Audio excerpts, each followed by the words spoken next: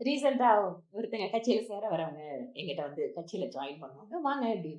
என்ன விஷயத்துக்காக வரீங்க? இல்லைங்க எனக்கு வந்து உடனடியா சென்ட்ரல் கவர்மெண்ட்ல நேஷனல் கமிஷன் எல்லாம் நெறைய இருக்கு. அதெல்லாம் வேணும். அப்படின்னு சொல்லும்போது, இல்லைங்க அரசியல் வந்தாலே என்ன அர்த்தங்க? ஏதாவது ஒண்ணு வேணும்ல.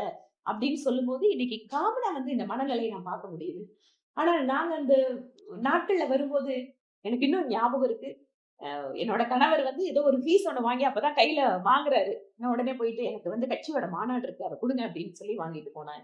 இந்த மாரி எத்தனையோ இந்த என்டயர் டிராவல் முழுக்க பிஜேபி இல்ல வந்து எந்த அமைப்புகளா இருந்தாலும் இன்னைக்கு வரைக்கும் கூட நான் பார்க்கிறேன்.